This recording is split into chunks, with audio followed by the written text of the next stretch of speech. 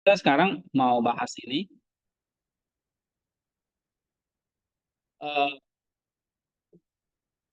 ini sebetulnya yang saya mau ajarkan tentang ini mulai dari Lowski ini eh, ya ini ada tentang Allah ya. Oke, dia bahas tentang itu teologi mistik, terus Allah yang kegelapan ilahi, divine darkness. Nah, terus dia masuk tentang Allah Tritunggal, tentang energi-energi yang tidak tercipta, baru ini makhluk yang tercipta, tentang manusia, terus gambar dan rupa, manusia gambar dan rupa Allah.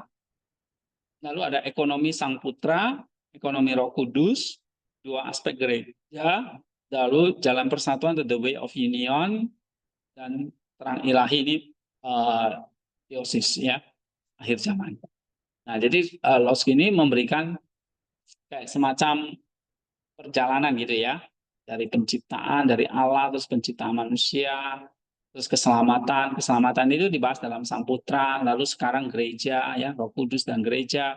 Lalu bagaimana mencapai jalan kesempurnaan. Nah, ini kayak semacam sistematik teologinya Timur ya. Nah, kita mau bahas, mungkin nggak bisa sampai seluruhnya ya. Kita mulai dari manusia yang tercipta. Nah, ini. Saya mau mulai dari bab 5 nih ya. Jadi Locke itu bahas tentang asal usul manusia ya, dari tidak ada, dari tidak ada menjadi ada, itu jelas ya. Pencipta itu karya kehendak Allah, bukan karya kodrat ilahi, iya, bukan karya kodrat nature ilahi, tapi karya kehendak Allah. Nah, ini perbedaan krusial ya, perbedaan krusialnya. Jadi ini bukan karya kodrat atau nature ilahi, tetapi kehendak Allah. Prosesi kekal dari energi-energi ilahi adalah karya kodrat. Misalnya, eh, bedakan dengan karya kehendak gitu ya. Nah, tindakan kehendak bebas inilah satu-satunya dasar ontologis bagi keberadaan semua makhluk. Oke, nanti kamu bisa baca ini inti-intinya poin yang saya gambarkan. Misalnya, kamu tahu penciptaan itu apa? Dari ex nihilo, dari ketiadaan menjadi ada. Nah, itu dia ya. Oke. Lalu Loski mengatakan penciptaan itu karya kehendak Allah, bukan karya kodrat ilahi. Ya. Lalu tindakan kehendak bebas inilah satu-satunya dasar ontologis bagi keberadaan semua kehendak, semua makhluk. Ciptaan tidak memiliki fondasi ontologis dalam dirinya sendiri, ya. Jadi dia tidak punya fondasi ontologis dalam dirinya sendiri. Uh, dia punya yang namanya kehendak bebas. Meskipun ciptaan bersifat kontingen dalam asal-usulnya, maksudnya punya permulaan, bisa saja tidak ada, ia tidak akan pernah kembali ke tiadaan. Jadi nggak pernah hilang gitu, selalu ada. Ini karena kehendak ilahi yang menciptakan adalah kehendak yang tidak berubah dan firman Allah kekal selamanya. Jadi keberadaan ciptaan meskipun berasal dari ketiadaan dijamin oleh kehendak Allah yang tidak berubah. Sehingga manusia itu ya akan selalu selamanya ada, nggak pernah musnah.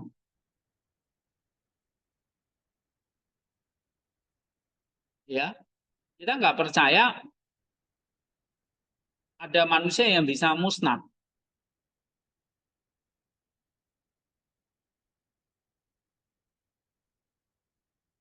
Oke, ini adalah kehendak ilahi yang menciptakan, adalah kehendak yang tidak berubah kan. Dan firman Allah itu kekal selamanya. Jadi misalnya tumbuhan, binatang, semualah makhluk ciptaan itu nanti akan memenuhi namanya langit dan bumi yang baru.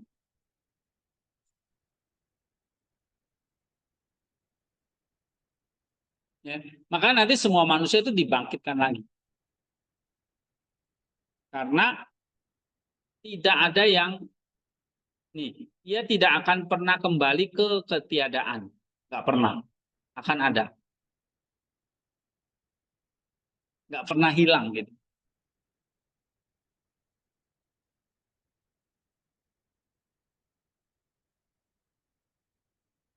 Ya.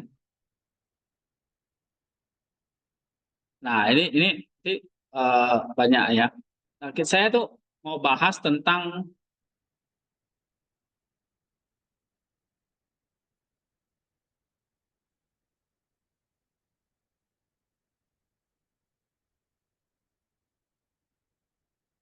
ini tadi tentang penciptaan ya.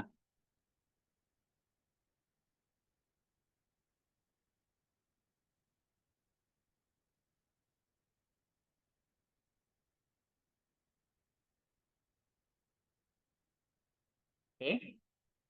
Ini kan satu doktrin yang penting.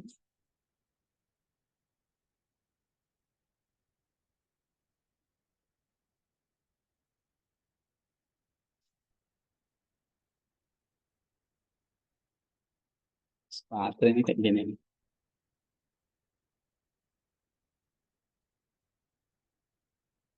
Ini ya. Nah, kamu baca lagi nanti ini poin yang kedua. Ada ide-ide ilahi atau firman logoi dari segala sesuatu di dalam Allah, termasuk manusia ini. Ya. Nah, ide-ide ilahi atau logo ini tidak dianggap sebagai penentuan abadi dari esensi Allah itu sendiri. Ini adalah perbedaan penting dengan pandangan yang kemudian umum di Barat, ya, di mana ide-ide dianggap sebagai bagian dari esensi ilahi, bukan. Oke. Jadi dalam diri setiap ciptaan itu ada namanya ide-ide ilahi atau firman atau logo. Karena kita berasal dari dicipta menurut apa? Perkataan firman. Jadi firman jadilah terang, jadilah ini, jadilah ini, jadilah ini, jadilah ini kan melalui firman kan. Nah, dalam setiap ciptaan itu selalu ada ide-ide ilahi. Ada logoi dalam setiap ciptaan, termasuk hewan, binatang, tumbuhan, dan alam semesta ini. Nah, gitu. Jadi kamu dapat nih doktrin-doktrin pentingnya, kamu baca nih tiap-tiap poinnya. Ini singkat soalnya. Nah, ide-ide ini diidentifikasi dengan kehendak atau kehendak telemata namanya. Dia menentukan berbagai cara di mana makhluk ciptaan berpartisipasi dalam energi-energi kreatif. Misalnya kayak anjing. Dia punya logoi. Dia bisa berpartisipasi dalam energi kreatif. Maka dia bisa bertumbuh kembang, dia bisa berkembang biak, tumbuhan juga seperti itu. Manusia itu juga seperti itu. Nah, itu artinya apa? Kita berpartisipasi dalam energi-energi kreatif dari A. Nah, gitu. Jadi setiap poinnya itu menarik gitu loh. Ya. Karena ide-ide ini dipisahkan dari esensi oleh kehendak, alam semesta ciptaan tidak dilihat sebagai replika yang redup dari keilahian. Sebaliknya, ia adalah keberadaan yang sepenuhnya baru. Sebuah karya yang secara bebas dikehendaki oleh Allah, harmonious audience, marvelous composing him. Makanya alam semesta itu satu karya yang bebas yang dikehendaki oleh Allah yang sepenuhnya harmonis gitu. Planet selalu berjalan dengan ini, bumi, alam semesta ini. Ya. Nah, ini berjalan sesuai dengan irama, karena tadi ada logo tadi. Jadi bumi ini nggak mungkin bertabrakan nanti dengan planet lain. Enggak. Atau matahari tiba-tiba besok ngambek nggak mau bersinar lagi. Enggak. Ya. Nah, itu enggak. Ide-ide ilahi ini adalah fondasi bagi segala sesuatu yang ditetapkan oleh kehendak ilahi dalam pancaran energi-energinya. Hubungan antara Allah dan makhluknya. Namun mereka tetap terpisah dari makhluk. Makhluk itu maksudnya ya manusia, binatang, tumbuhan ya. Seperti kehendak pengrajin terpisah dari karyanya. Mereka menentukan mode partisipasi yang berbeda dalam energi, stature yang tidak sama dari berbagai kategori bentuk, kategori makhluk. Jadi setiap makhluk tadi dia punya mode partisipasi yang berbeda dalam energi. Tumbuhan mungkin dia menyerap energinya melalui akar, manusia makan tumbuhannya. Jadi kita sebenarnya menyerap energi lewat tumbuhan, tumbuhan menyerap energi dari alam. Jadi kalau kamu makan dari alam, kan kamu nggak bisa makan dari tanah. Kan? Padahal tanah itu sumber energi. Caranya gimana? Lewat tumbuhan. Kamu makan sayuran, itu kamu makan energinya dari tanah. Ya, binatang. Oke? Nah, binatang, katakanlah misalnya ayam. Dia makannya dari mana? Dari energi alam juga. Jagung misalnya kan, dia makan jagung. Ayam itu makan apa lagi? Makan ternak, apa gitu. Dari alam. Terus kamu makan daging ayam. Sama aja kamu makan dari alam. Nah, cuma kita nggak bisa langsung. Karena mode partisipasi kita dengan tumbuhan, dengan binatang itu beda. Ayam bisa langsung makan dari tanah. Kalau manusia, hanya lewat ayam gitu.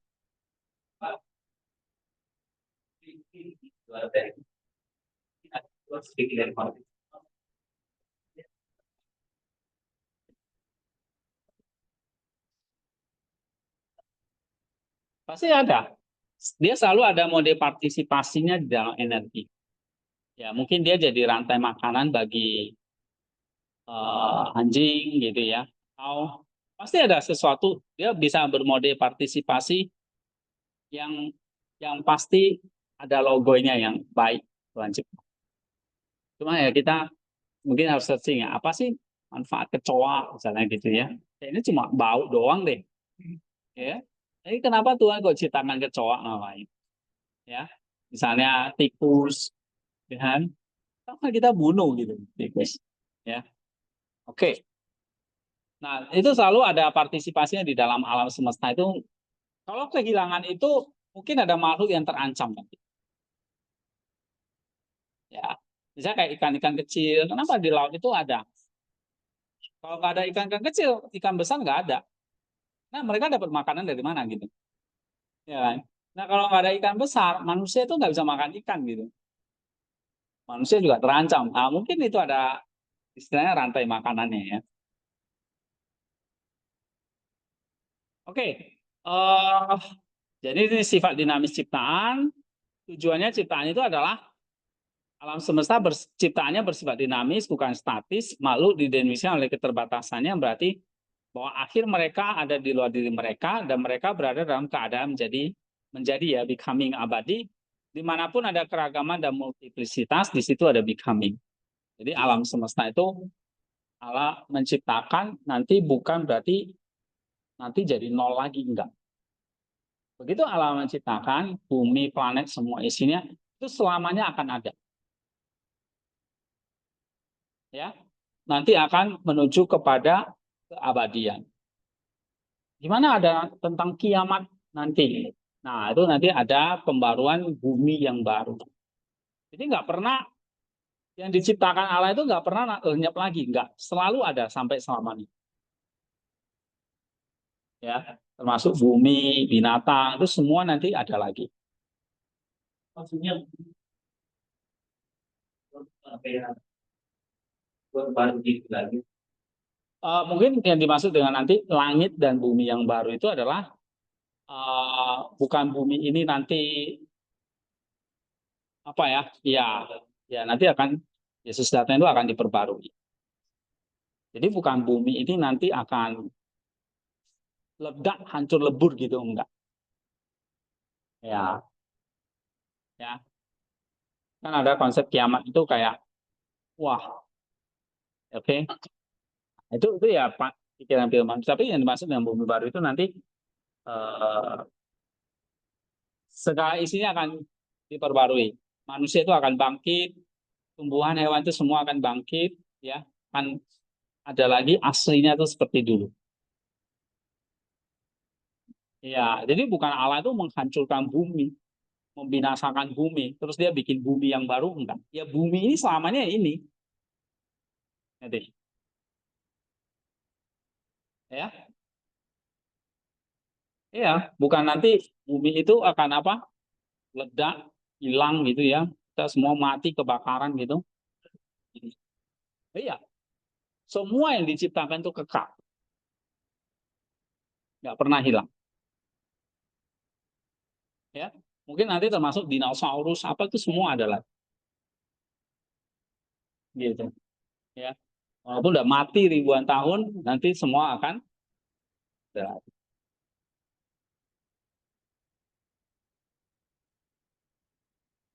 Oke, itu sih nanti tujuannya adalah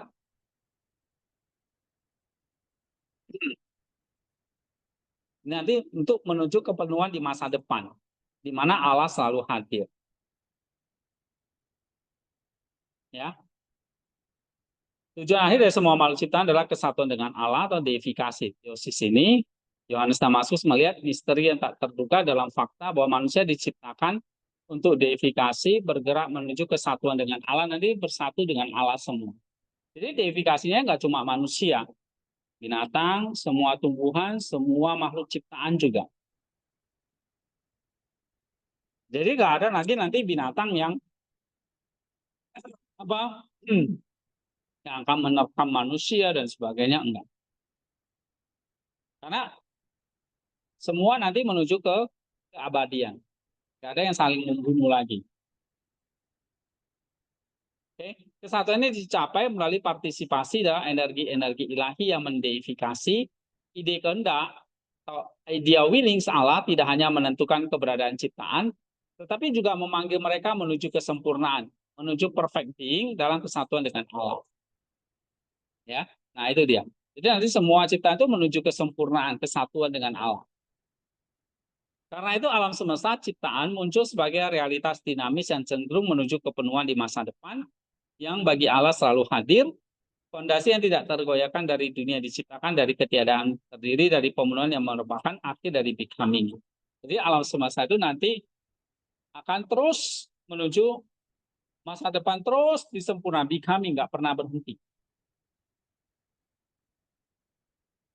Ya, maka alam semesta itu selalu bersifat dinamis, bukan statis. Ya, akan terus, ini kan dari Nisa juga ya, akan terus menjadi sempurna, sempurna, sempurna, sempurna, sempurna. Terus sama dengan Allah. Jadi nggak pernah berhenti sempurnanya.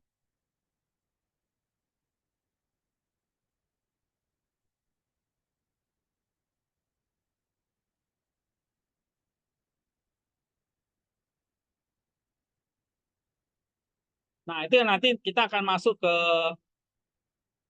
yang namanya konsep waktu yang berbeda ya. Ya. Ini ada gerak atau motion atau perubahan yang melekat pada makhluk ciptaan.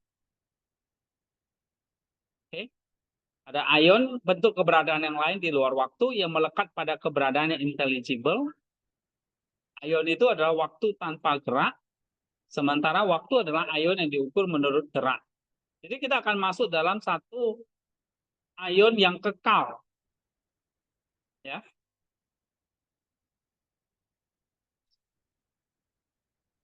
Oke, jadi ini uh, istilah-istilah ini nanti kita pelajari lagi. Ya. Sebentar ya. Nah, baik waktu maupun ion memiliki permulaan, mereka tidak kekal seperti Allah, hanya kekekalan ilahi yang tidak terukur.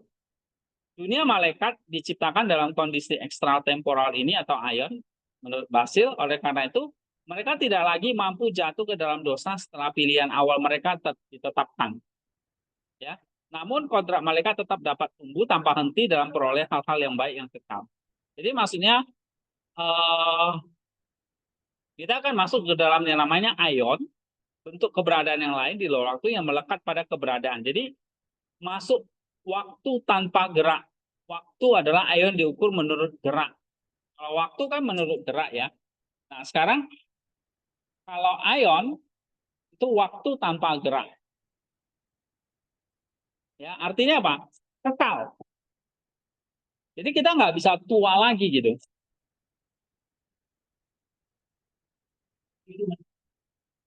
Iya fisik. Tapi nggak pernah tua, nggak pernah mati, karena kita nggak pernah bergerak lagi. Ya, artinya itu sudah kekekalan di luar waktu. Jadi kalau nanti dibangkitkan dengan tubuh yang baru itu, kamu tidak pernah tua lagi, nggak pernah bisa mati lagi. Iya, hidup kekal, makhluk abadi. Jadi di dalam ion. Kalau gerak, itu kan perubahan ya, yang melekat pada makhluk ciptaan. Sekarang ini kita gerak. Artinya ada asal-usul waktu, ada bentuk keberadaan indrawi. Ya, jadi kalau waktu itu kan punya permulaan, punya durasi, punya akhir kan. Sedangkan ion itu enggak. Jadi kita masuk dalam ion, bukan waktu lagi. Kalau waktu kan gini, oh ini udah habis waktunya. Tapi kalau dalam ion nggak ada yang namanya waktu habis, nggak ada yang namanya eh, durasi 24 jam itu nggak ada. Ya, nah itu waktu tanpa gerak itu ion.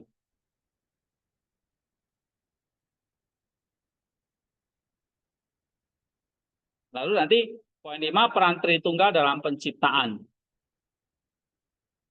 Oke, nah ini sekilas ya tentang penciptaan buku dari Lossky. Ya, hari ini kita udah bahas tadi ya tentang uh, kehendak tadi. Terus yang kedua tentang sedikit tentang penciptaan ini sebenarnya masih banyak ya. Kalau dijelaskan ya bisa berjam-jam lagi ini. Ya, tapi kita hari Jumat nanti kita akan pakai waktunya. Kita mau bahas tentang mungkin doktrin ini ya. Terpaksa kita harus skip tentang kenos apa inkarnasi. Nih, bab 7. Karena di sini juga salah satu doktrin paling penting ini. Ya, yang lainnya semua juga penting gitu. Cuma saya harus pilih yang mana ya. Karena terbatasnya waktu. Saya juga takut kalian baca ini belum mengerti gitu loh. Kalau nggak dijelasin. Tapi eh, paling tidak ya. Ini mau nggak mau kalian harus pelajari yang ini.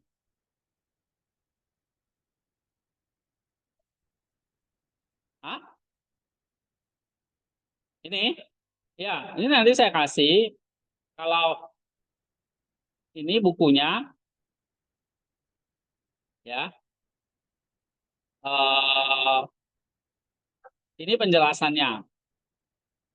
Ini bukunya ini juga sama ini. Ini tadi yang Nisa ini bukunya. Nah, ini yang saya mau kasih ujian.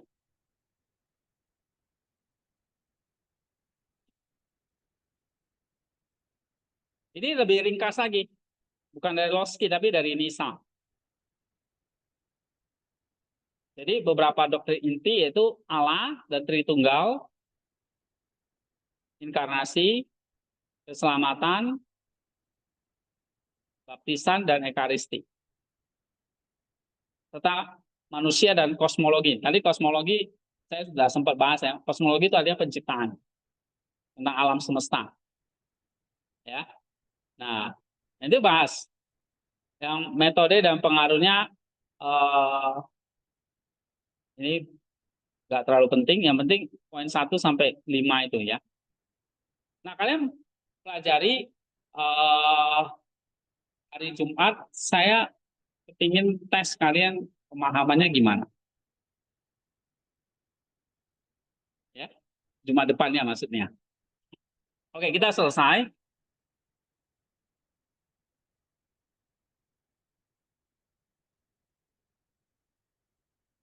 Ini kan udah saya share ya linknya. Ini bukunya saya share di ini aja. Saya nggak lupa. Di grup aja ya.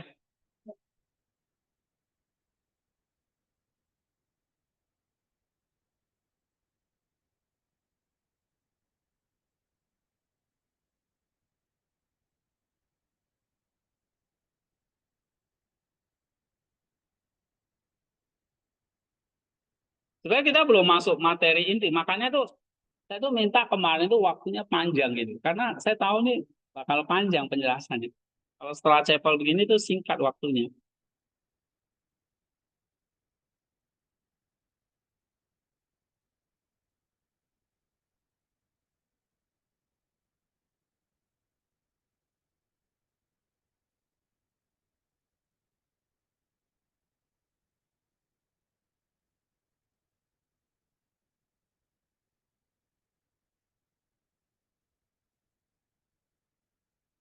Oke, terus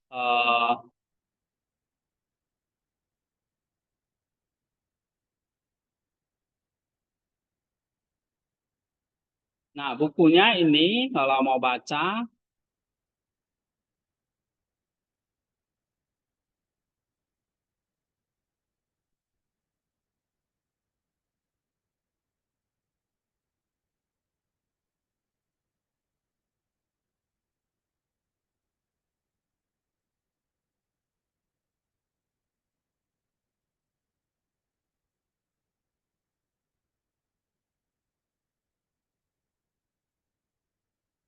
ya. eh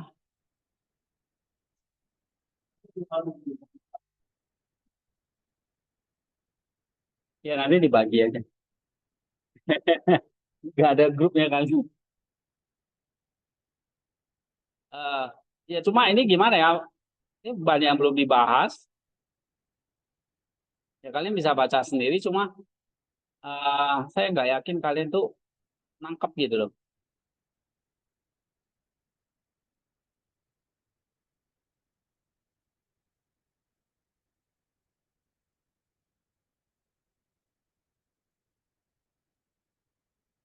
Nah ini apalagi bahas inkarnasi ini banyak poin-poin penting yang penting kalian pahami. Ini bab 7 ini.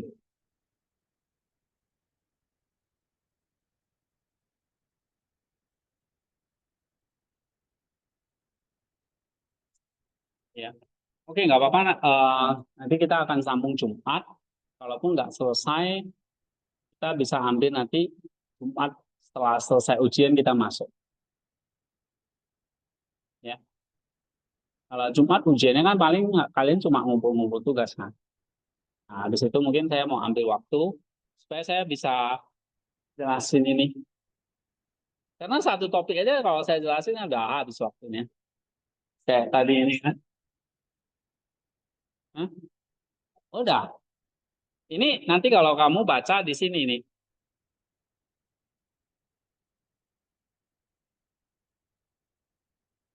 Nih, ya ada namanya kehendak nomik. Ada di sini.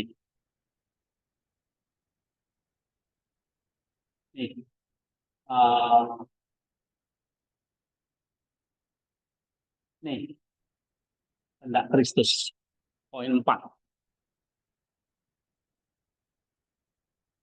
Ya. Oke deh.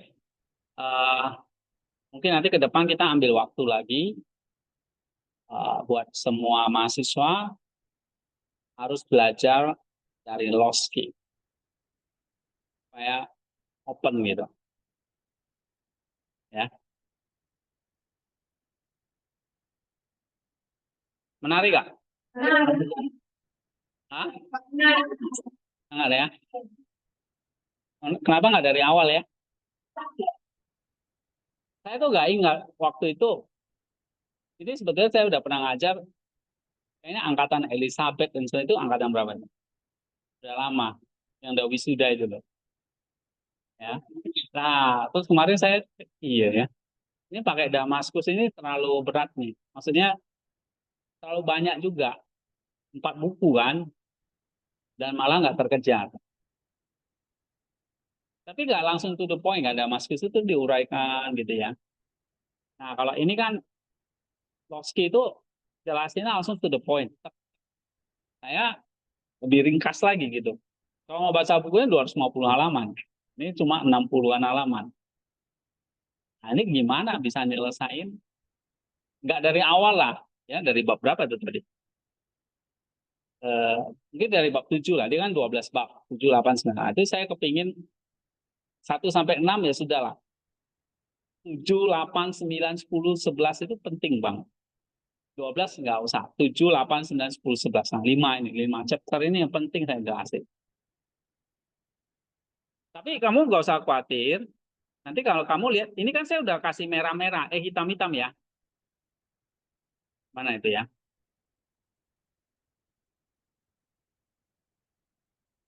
Saya udah kasih yang hitam-hitam. Itu poin, itu doktrin-doktrin penting ya. Nah ini, misalnya Yesus punya dua apa? Dua kehendak yang tepat. Tapi satu pribadi yang, nah ini dia. Dua kehendak ini menghasilkan satu kehendak. Itu tanda-tanda hitam. Kedua kehendak ini bersatu. Kan udah ringkasannya. Dan manusia Kristus tunduk secara bebas kepada kehendak. Nah itu doktrin pentingnya. Itu yang maksudnya saya mau uh, garis bawahi sama kalian ini. Nah, jadi nanti kalau kamu baca, walaupun saya nggak jelasin, nih, kan ada tebalnya nih. Doktrin-doktrin pentingnya harus tahu, minimal tahu dulu, ya. Tuh, bukan genome. Tuh, tidak perlu memilih atau memutuskan melalui pertimbangan. Jadi udah saya stabilo yang saya tak. Nah, itu doktrin-doktrin pentingnya. Sampai dari awal nih. Nih, ya.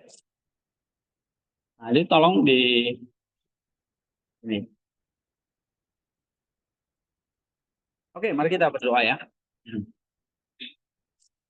Bapa di surga, terima kasih Engkau telah menolong kami sejauh ini dalam semester ini. Tinggal 1-2 minggu lagi kami akan menyelesaikan materi ini. Tuhan tolong kami boleh mengerti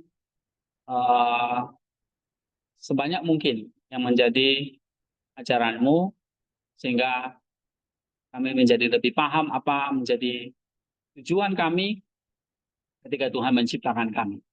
Terima kasih Engkau berkati waktu kami selanjutnya. Di dalam nama Tuhan Yesus kami sudah berdoa. Amin. Oke.